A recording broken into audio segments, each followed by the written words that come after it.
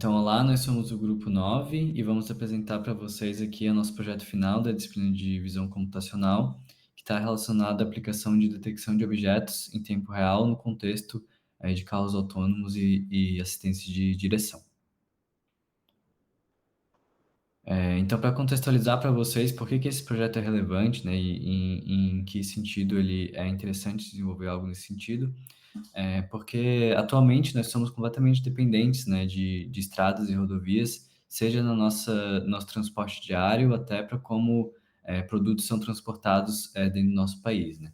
E apesar de estradas e rodovias serem uma maneira eficiente de locomoção, né, trazendo vários benefícios para nossas vidas, elas também trazem diversos problemas, né? Sendo o principal deles um problema de saúde pública generalizado, já que existem muitos acidentes relacionados com o contexto em como a gente se locomove, né? Isso é especialmente relevante para o Brasil, já que a gente está em quinto lugar no número de mortes associadas ao trânsito, né? Mais ou menos 40 mil mortes por ano. Isso no contexto global, né? E a principal causa desses acidentes é justamente o erro humano, né? Então, pessoas errando ali no trânsito geram essas mortes, esses acidentes portanto, esse problema de saúde.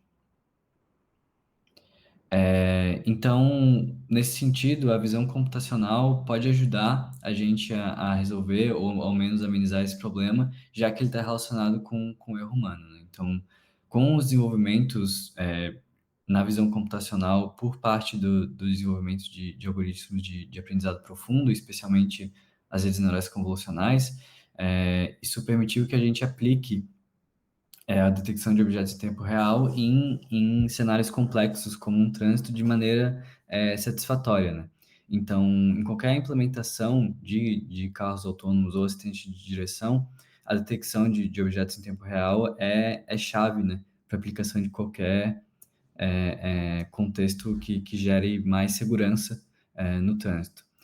E isso é relevante também no sentido de existir um trade-off, né? Já que esses sistemas são embarcados, a gente precisa achar formas eficientes e que tenham uma boa performance de atacar esse problema, né? Então, de maneira geral, isso é baseado em detectores de um único estágio, né? Como a Iolo representada aqui nesse slide. Então, apesar de já existir uma aplicação ampla de redes neurais convolucionais nesse contexto de detecção de objetos em trânsito, inclusive isso já é explorado comercialmente, de maneira geral, os datasets, né, mais amplos e mais utilizados nesse sentido são enviesados. Isso porque as estradas são naturalmente diversas, né, isso varia muito o aspecto delas de país para país, e já que esses datasets são baseados em países geralmente europeus ou norte-americanos, os países do norte, do sul, como o Brasil, acabam sendo pouco representados nesses datasets, o que impede uma implementação que seja eficaz e que, portanto, gere mais segurança no contexto locais desses países que são subrepresentados nesses datasets. Então, pensando nisso, né, a nossa abordagem nesse assunto, né, o nosso objetivo principal foi desenvolver uma aplicação de uma rede neural convolucional para detecção de objetos em tempo real, que leve em consideração o contexto local de Florianópolis, na região da Grande Florianópolis, localizada no estado de Santa Catarina, no Brasil, né? Então, a gente desenvolveu alguns experimentos com uma arquitetura que é amplamente utilizada nesse sentido, que é a Iolo, mas utilizamos técnicas de transfer learning e fine tuning para ver se isso ajudaria na performance, né, no contexto aqui da Grande Florianópolis. E como base, né, para usar a Iolo e desenvolver esse trabalho, a gente deu uma olhada na literatura e viu que a pesquisa dentro da área de veículos autônomos, ela sofreu está sendo muito bem desenvolvida nos últimos anos, então é uma área quente, né? E o YOLO é amplamente utilizado nesse sentido, justamente por, de novo, ter um bom trade-off entre performance e eficiência. Mas, de qualquer jeito, mesmo que essa arquitetura seja amplamente utilizada, as boas práticas nesse sentido não são bem estabelecidas ainda. Ou seja, diferentes versões do YOLO podem ter diferentes performances a depender da métrica que é utilizada. Então, existe espaço ainda para experimentação nesse sentido, principalmente em contextos pouco representados, como o Brasil, né? E também trabalhos recentes mostram que usar imagens e dados coletados em contexto local, em conjunto com essas redes neurais treinadas em datasets mais gerais, tendem a desempenhar melhor, né? Então, a gente está interessado em entender se esse é um padrão que é encontrado também aqui no contexto do trânsito da região da Grande Florianópolis. Claro, eu vou explicar um pouco da metodologia utilizada no trabalho em questão, né? Desenvolve. Bom, inicialmente a gente viu um dataset no contexto de detecção de objetos para carros autônomos, né? Para veículos autônomos, e um dos mais famosos, se não o mais famoso, é o Kiri, que é um dataset alemão, né? Onde você tem imagens, 7.481 imagens de treino e 7.518 imagens de teste.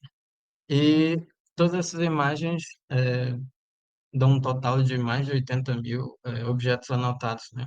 São imagens RGB e elas têm essa resolução de 1382 por 512 pixels, né?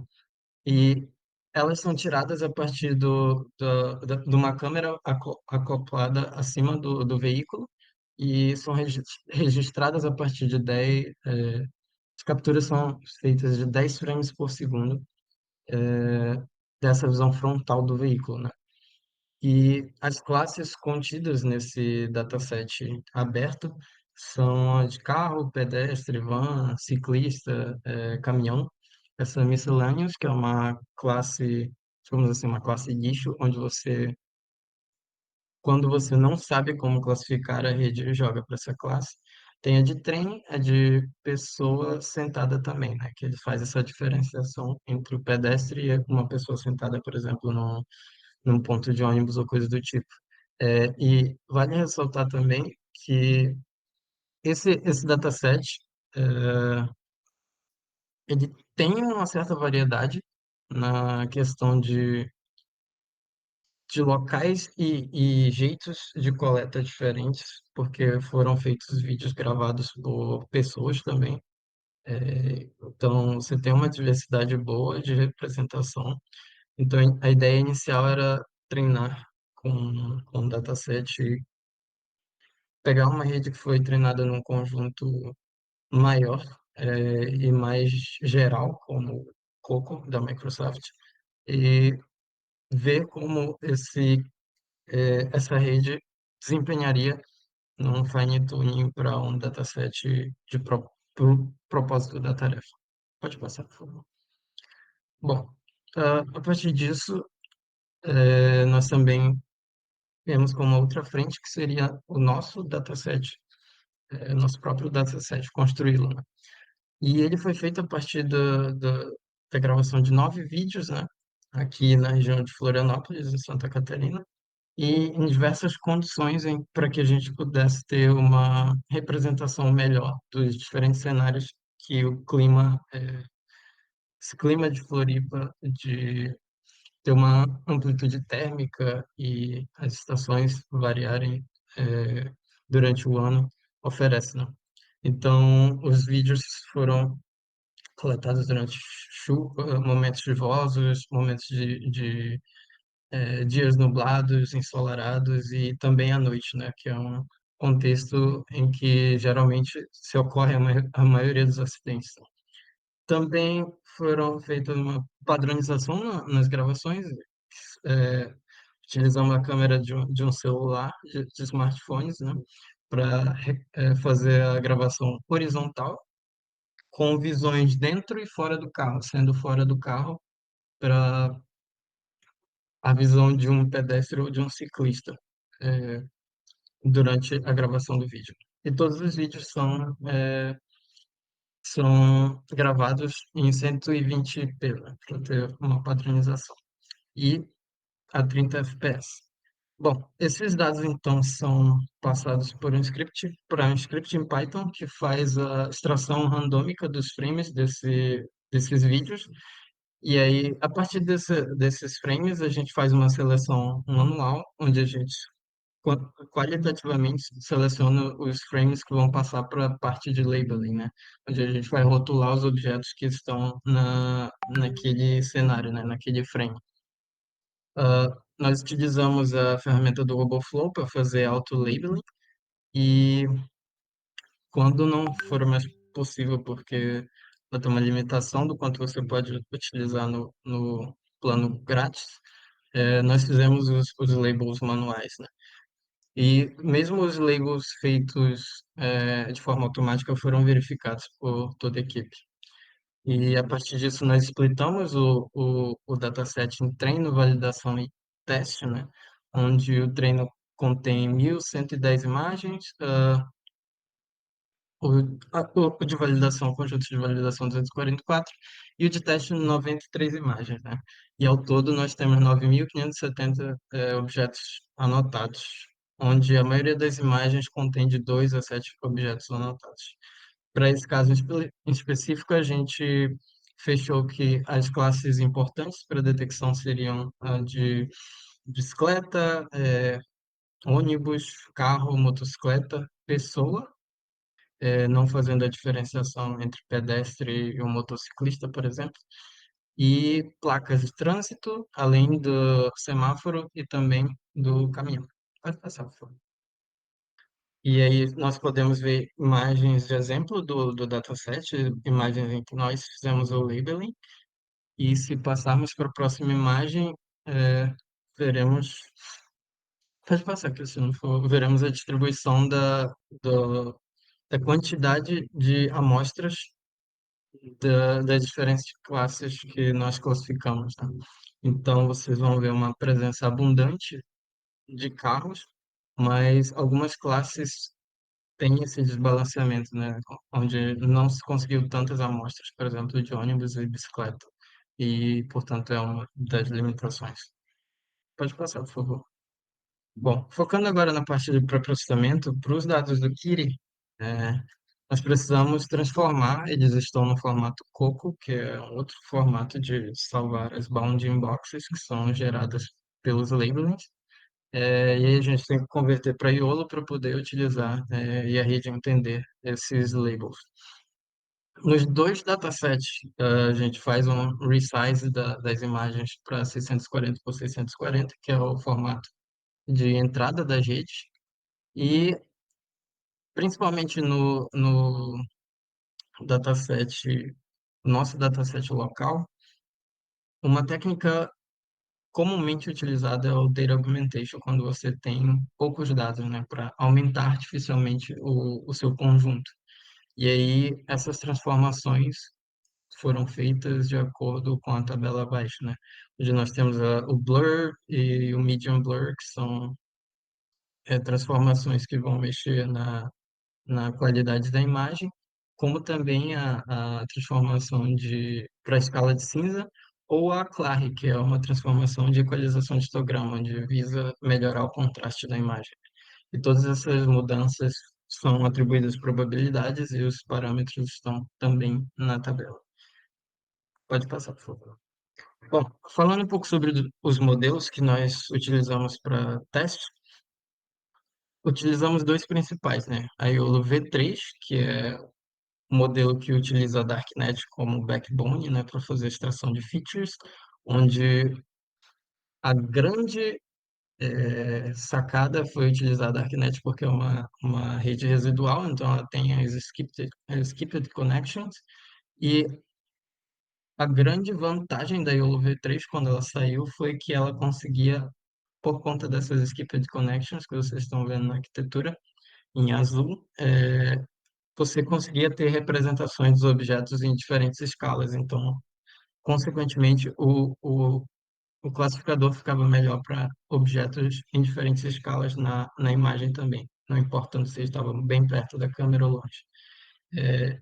E, a, e essa arquitetura, né, já é conhecida da YOLO por ter boa performance em aplicações real-time.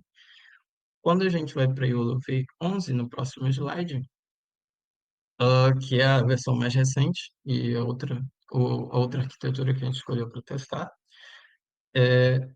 a grande sacada, a grande mudança dessa nova arquitetura é utilizar esses blocos de performance, chamados C3K2, são blocos convolucionais em que você tem uma performance de inferência melhor. Esses blocos de SPFF, que, como na YOLO V3, também tem essa característica de entender contexto espacial melhor, então você consegue uma detecção de objetos variando o tamanho melhor, né? E, por fim, o que está na crista da onda aí, que seriam os mecanismos de atenção, né? Que seriam esses blocos de C2 PSA, onde você consegue fazer com que a rede foque em uma região da imagem, dê mais importância para determinadas regiões da imagem, e isso melhora tanto a performance, quanto a questão da acurácia e também mantendo a questão da performance em tempo real. Pode passar, por favor.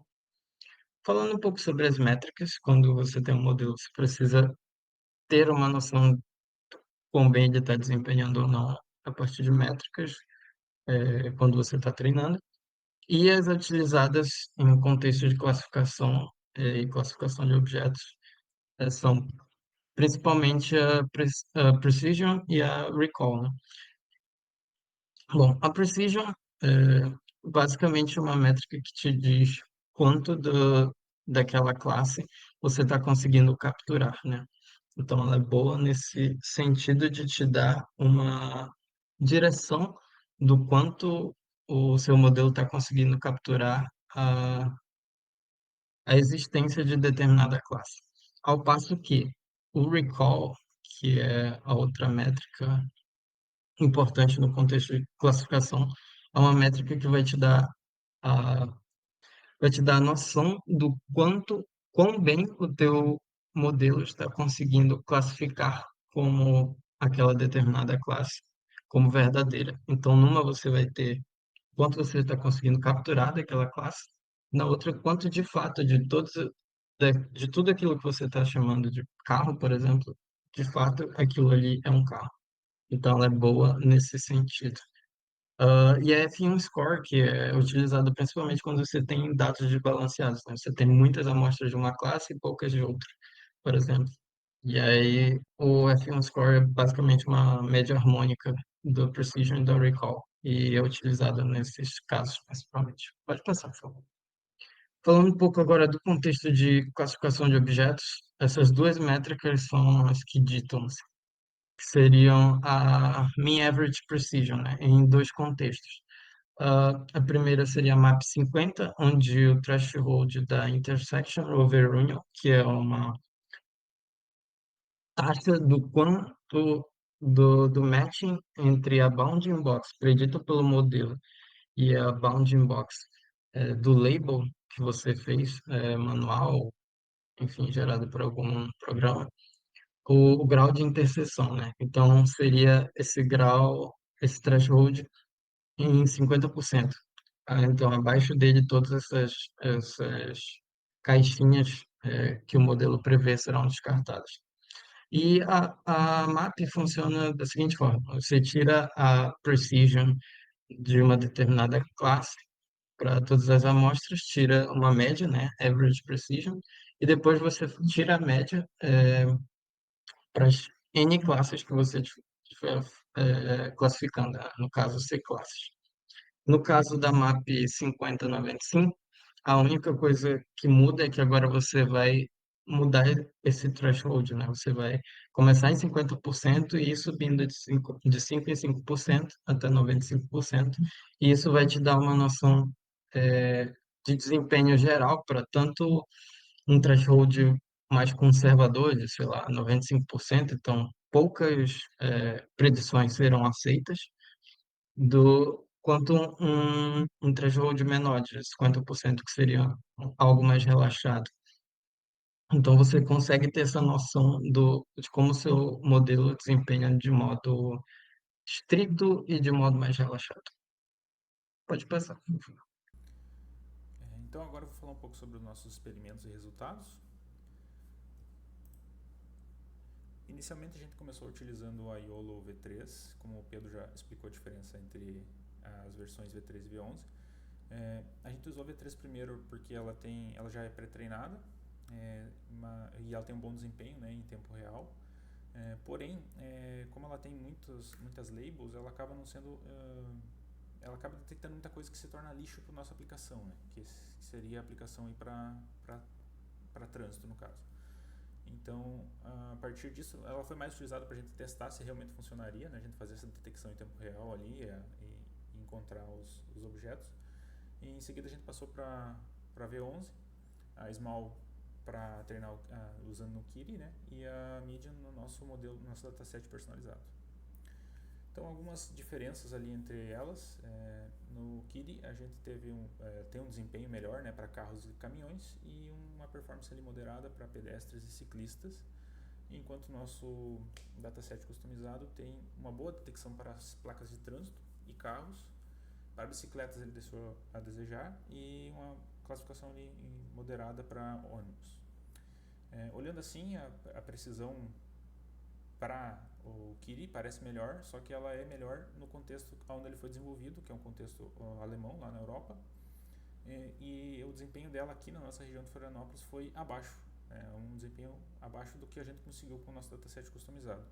Então isso volta na questão que a gente viu na literatura, que nem sempre o melhor modelo vai ser o melhor modelo para todos os lugares, né? Então, obviamente, aqui a gente tem uma carência na nossa região muito grande de dados disponíveis e o que a gente fez aqui no nosso dataset personalizado veio a agregar muito para isso, tanto que o desempenho dele superou ao do Kiri aqui.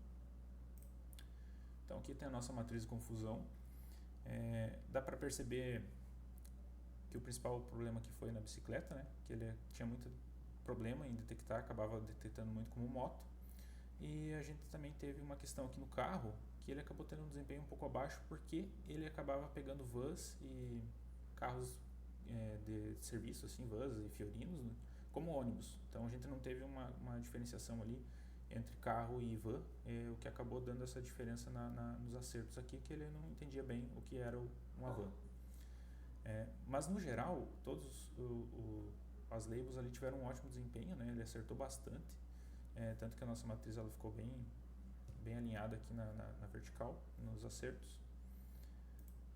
E aqui sobre a nossa curva de Precision Recall, ela mostra, assim como foi visto na matriz de confusão, né, um ótimo desempenho aqui entre a precisão do nosso modelo em si, tendo uma média um pouco abaixo ali, devido justamente a esses dois labels nossos de bicicleta e ônibus que puxaram essa média para baixo, né? Usamos aqui um map de 0,5 para fazer esse corte ali.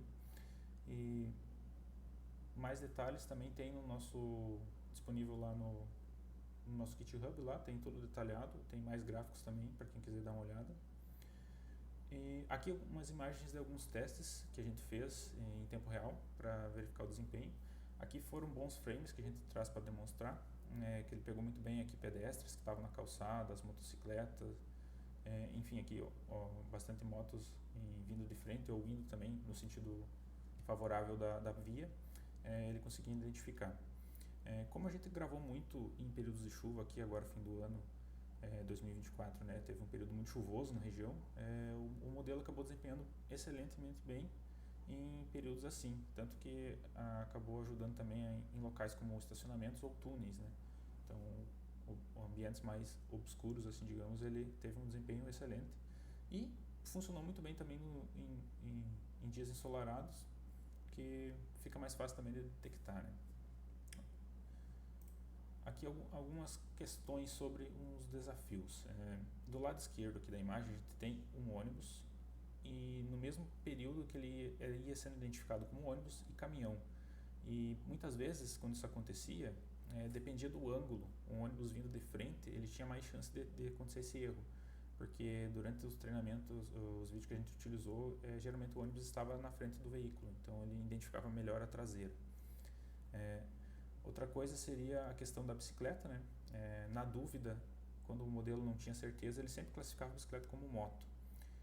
Uma questão importante foi analisar que bicicletas paradas, sem uma pessoa em cima, eles eram quase sempre acertadas, né? Então ele definia como bicicleta realmente. A questão ficou em haver uma pessoa ali pilotando a bicicleta, ele já classificava como moto geralmente. Alguns erros também de pedestres, se a pessoa estivesse com uma posição favorável a parecer que estava pilotando alguma coisa com as mãos ou com as pernas, ele talvez às vezes também detectava como moto. Então esses foram os principais desafios que ficaram na classe de moto, bicicleta e ônibus, né? Que justamente são os que a gente tem em menor quantidade de amostras ali no nosso dataset. Então, para conclusões, a gente tem umas análises muito interessantes ali feitas, que apesar de algumas labels terem um desempenho inferior, mesmo assim o nosso modelo ainda teve um desempenho geral melhor do que modelos já treinados, né, de outro, como o Kiri no caso, com os datasets do Kiri. Então, o que a gente percebe é que se for feito um tratamento melhor para as classes ali que diminuíram, né, que teve essa discrepância entre um bom desempenho e um mau desempenho, com certeza seria estourado na frente, porque a gente já conseguiu superar ali essa detecção. Um fator também é a questão da economia, né? A bateria gasta muita bateria do dispositivo que a gente fez com o computador. Então, interessante seria talvez em trabalhos futuros fazer um dimensionamento melhor desse sistema para aplicar ele, embarcar ele talvez numa Jetson Nano ou uma Raspberry. Enfim, muito obrigado por assistir. Vou deixar aqui umas referências para quem quiser dar uma pausada e olhar aí. E muito obrigado.